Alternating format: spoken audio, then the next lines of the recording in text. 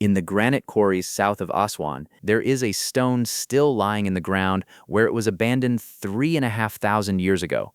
It is roughly 42 meters long. Estimates of its finished weight range from about 1,090 to 1,200 tons. It is called the unfinished obelisk, and it was never finished because a crack opened through the rock while the work was underway, and the crew walked away from the largest single piece of stone any human being had ever attempted to remove from the earth. Around 3 sides of it there is a trench. That trench is about 75 centimeters wide, just wide enough for one worker to stand in and swing. Scattered across that quarry floor are the tools they left behind. Not saws, not blades, balls of dolerite, a stone harder than the granite around it. One survey cataloged 1,419 of them, averaging about 14 centimeters across. That is the toolkit. That is what the archaeological record actually hands you when you ask how the Egyptians cut granite. In 2023, 2 researchers went to that quarry with a granite block, a dolerite pounder weighing 3.5 kilograms, and photogrammetric survey equipment. They pounded. They measured the volume removed with an accuracy of about 4 cubic centimeters, and they published a number: 216 cubic centimeters per hour, at 85 impacts a minute. I'm Simon. Hold that number, because everything in this story bends around it. This is not a video about aliens.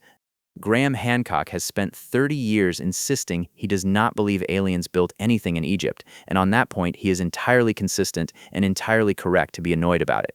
This is also not a video about Hancock being proven right. It is not a video about him being proven wrong. It is a video about the fact that the proof of how the Egyptians cut granite does exist. It has existed, sitting in a museum drawer in London, since 1881. It is small, it is unglamorous, and almost nobody arguing about this online has actually looked at what it says.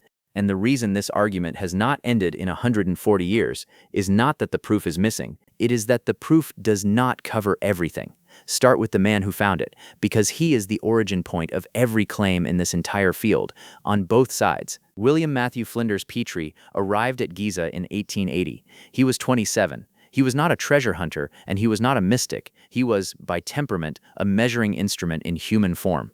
He lived in an abandoned tomb, he worked at night when the site was empty, and he spent 2 seasons doing something nobody had bothered to do before: recording the Giza Plateau to a level of precision that would let him work backwards from the finished stone to the tool that shaped it. He collected waste material, broken pieces, offcuts, fragments that nobody else considered worth keeping. Among them were cores, cylinders of granite left behind when a tubular drill is driven into stone and the plug in the middle is snapped out.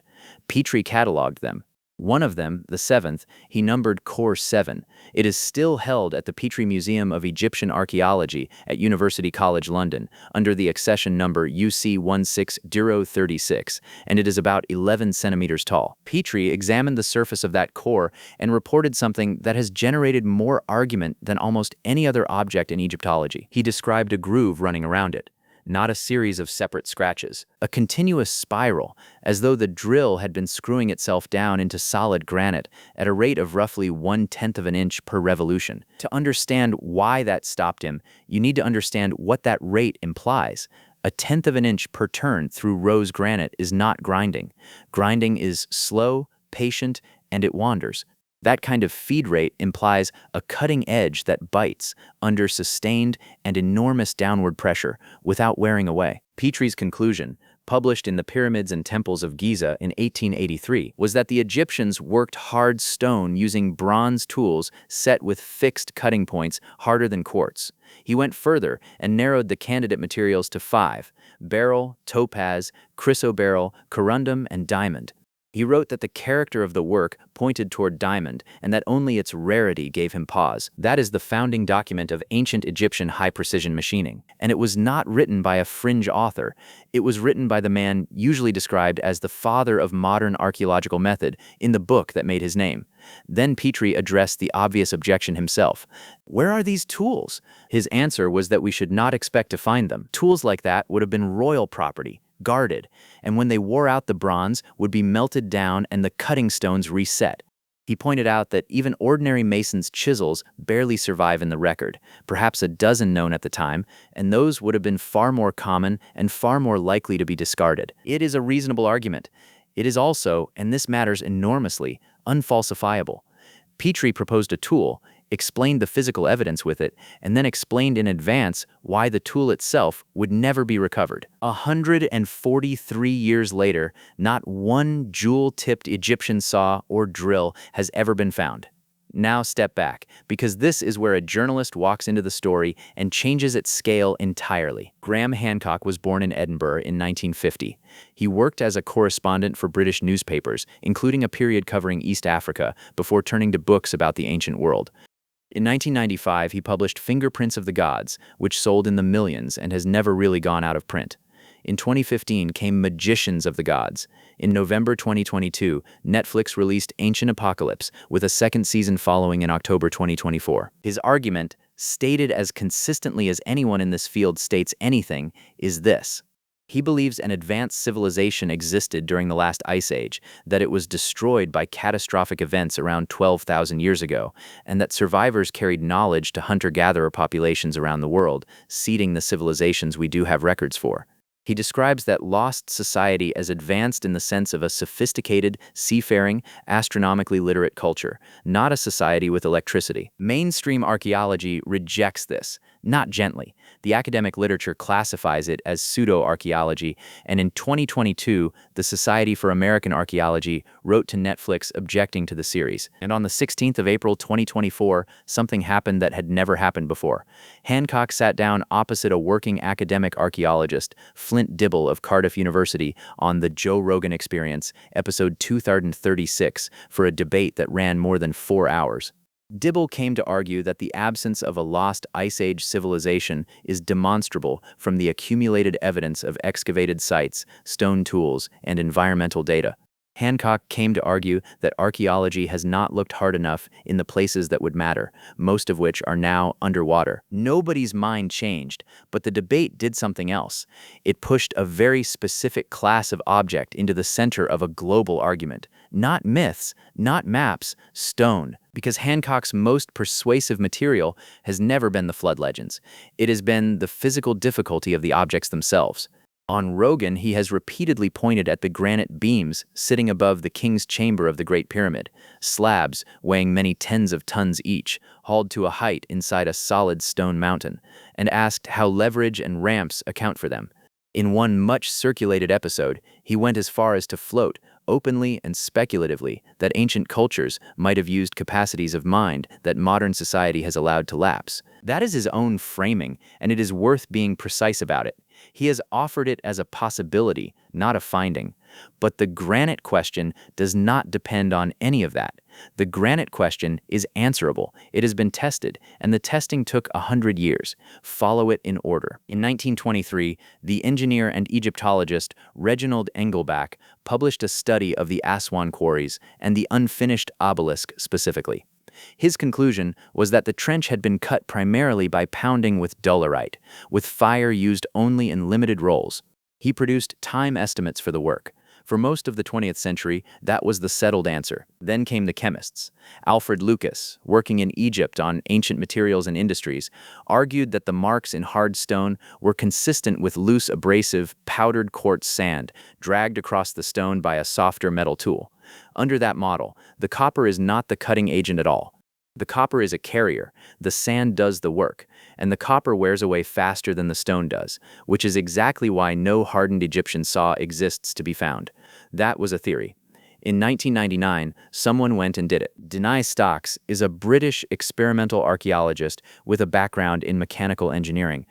He has spent decades building replicas of Egyptian tools, well over 200 of them by the time his first book appeared, more than 250 by the revised edition in 2023, and then using them on real stone until something either works or fails. In March 1999, working near the Aswan quarries in cooperation with a team that included the Egyptologist Mark Lenner as part of a Nova Obelisk project, Stocks took copper tools, dry quartz sand, and rose granite, and tested the abrasive hypothesis at full scale. His saw was long, roughly 1.75 meters, 15 centimeters deep, 6 millimeters thick, not sharpened, not hardened. He laid sand in the groove, set the copper on top of it, and let the weight of the metal grind the quartz crystals against the granite. It cut, slowly, expensively, wearing away far more copper than stone. But it cut, and it produced a groove in granite that looks like the grooves in ancient granite.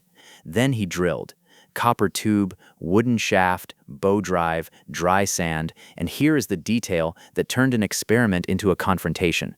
Stocks reported that the core he ground out of the granite carried horizontal striations resembling the ancient ones, rings around the core and matching marks in the wall of the hole, horizontal rings, not a continuous spiral.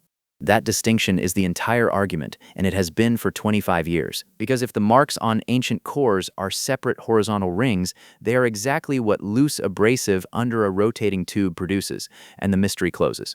If they are a genuine connected spiral cut at a consistent feed rate, they are evidence of a tool with a fixed cutting edge biting into granite at a speed that copper and sand cannot deliver.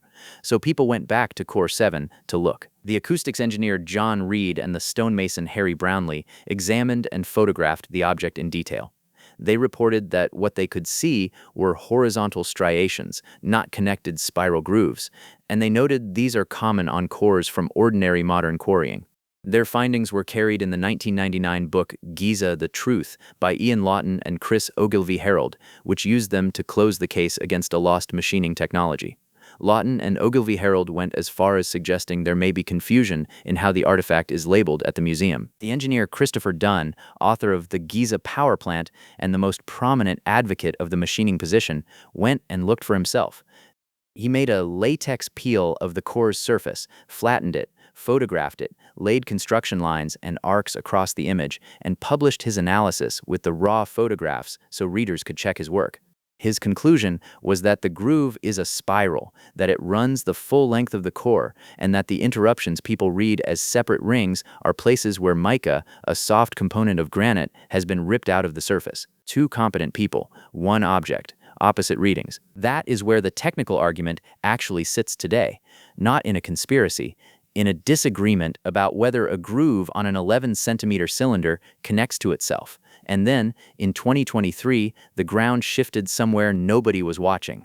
Two researchers, Marian Marchis and Marek Frashtia, published a paper with a title as dry as its subject, a photogrammetric measurement of the speed of quarrying granite using dolerite pounders. Previous estimates of how fast pounding works had always suffered from the same weakness. Nobody could measure the removed volume accurately. Photogrammetry solved that. You scan the stone, you pound, you scan again, and you subtract. Their result was the number from the start of this video. 216 cubic centimeters removed per hour, plus or minus about 4, with a 3.5 kilogram pounder striking 85 times a minute. To picture that, an hour of relentless, full-force pounding removes roughly the volume of a coffee mug. The authors did not present this as vindication of the standard model. They wrote the opposite. They stated that their results speak against the use of dolerite pounders alone for this work and support the employment of additional methods. That sentence was written by mainstream researchers published in a peer-reviewed journal based on measurements taken in the shadow of the unfinished obelisk. It is not fringe, it is data. So what were the other methods? Fire is the strongest candidate, and there is physical evidence for it. Researchers working the Aswan quarries have recovered ash and charcoal alongside the pounders. Granite can be induced to crack at temperatures far lower than most people assume, for some granitic rocks in the region of 200 degrees Celsius, and quenching a heated face with cold water accelerates the fracturing. Heat, shock, crack, clear the debris, repeat. Combine fire setting with pounding, add copper and abrasive for the finish work, and the arithmetic starts to close. Here is where this stops being an argument about tools and becomes something larger, because even a fully solved cutting method does not, on its own, explain the objects. Go to Saqqara, about 800 kilometers downriver from the Aswan quarries, and descend into a set of tunnels that the French archaeologist Auguste Mariette located in 1850, guided by a description written by the Greek geographer Strabo 18 centuries earlier. Strabo had described an avenue of sphinxes leading to the burial place of the Apis bulls. Mariette dug, found the sphinxes exactly where the text said they would be, and followed them down. What he found in the galleries below are boxes, roughly 24 of them, cut from single blocks of granite and diorite, set into alcoves carved from the limestone bedrock. Reported weights vary considerably by source. Marriott's own figures put some at around 62 tons, including the lid, while many later accounts give ranges of 70 to 100 tons. Take the conservative figure, 60 tons of granite, quarried 800 kilometers upstream, hollowed out, moved down the Nile, dragged underground through a tunnel system, and reversed into a recess with clearance measured in centimeters. Then a separate lid, itself weighing tens of tons, lowered onto it in a confined space with no room to swing anything. Marriott could not open them by hand. In November 1851, he used explosives. Sit with that. The 19th century, with gunpowder and industrial rigging, chose demolition over lifting. The people who put them there did neither. They placed them. The interiors are what people photograph. Flat walls, sharp internal corners, surfaces that catch light like machined plate. Some of the more dramatic figures you will see quoted online, deviations in the thousandths of an inch, come from independent measurements rather than published academic survey, and it is worth saying plainly that a rigorous, peer-reviewed metrological study of the Serapeum boxes has still not been carried out. That is not suppression. It is a gap, and gaps are where this entire field lives. Which brings us to the last 5 years, and to the strangest turn in the whole story. Because while everyone was arguing about pyramids, the fight quietly moved to objects you could hold in two hands. Egyptian pre-dynastic stone vessels, vases and bowls cut from granite, diorite, quartz crystal and calcite, some more than 5,000 years old, survive in enormous numbers. Tens of thousands have been excavated. Some of them are so thin, so symmetrical, and so evenly walled that engineers looking at them refuse to accept hand shaping. From around 2023, that intuition started getting tested with instruments, structured light scanning, CT imaging, formal metrology, of the kind used to certify machine tools. In 2025, at a conference in North Carolina, the collector Matt Beal presented a private collection of dozens of hardstone vessels and, working with the Artifact Research Foundation, reported CT and structured light results, including interiors with shape deviations under 1,000th of an inch. He stated publicly that a lathe must have been involved and dismissed the stone and copper explanation in blunt terms. Independent metrologists working on similar artifacts, including Alex Dunn and Nick Sierra, published scan results showing geometric precision on a pre-dynastic rose granite vase that they characterized as extraordinary. If that were the whole picture, the argument would be over. It is not the whole picture, and this is the part almost nobody reports, because other people ran the same methods on a controlled sample. Dr. Max Fomichev-Zamilov conducted independent metrological studies comparing purportedly pre-dynastic vessels against modern lathe-made vases and against replicas made by hand, by the artisan Olga Vdoviny, using only wood, stone, copper, and abrasive, the toolkit available to the Egyptians. He published his scan data openly so that anyone could check it. In one revised study, he examined 26 vessels from Beal's collection against 16 modern lathe-made pieces and 3 handmade replicas. The handmade replicas were good, startlingly good. One reached an outer surface circularity of about 5,000ths of an inch, achieved by a modern craftsperson working stone by hand, though, importantly, using a ball-bearing rotary table the Egyptians did not have. Then, in December 2025, the peer-reviewed journal NPJ Heritage Science published a metrological method for assessing and classifying ancient Egyptian stone vessels, testing it against 19 pre-dynastic vessels from the Petrie Museum, 25 modern machine-made vases, and 24 contemporary handcrafted ones. Separately, the researcher Stein Gerds published a comparative metrology study covering 32 Petrie Museum artifacts. The pattern that emerged from the museum material is not the one the viral clips promised. The excavated, provenanced, cataloged pre-dynastic vessels cluster with hand craftsmanship. They show multi-stage repositioning, axial misalignment, and tolerance figures consistent with skilled pre-industrial work. Extremely impressive, not machined. The ultra-precise pieces, the ones that beat industrial benchmarks, turn out overwhelmingly to be the pieces from private collections. And private collection pieces share one characteristic that no amount of scanning can fix. They have no excavation record, no find spot, no archaeological context. Nobody can say where they came from or when. That is the hinge this entire subject now turns on. The most extraordinary objects are the ones with the weakest provenance, and the objects with the strongest provenance are the least extraordinary. That is not a conspiracy.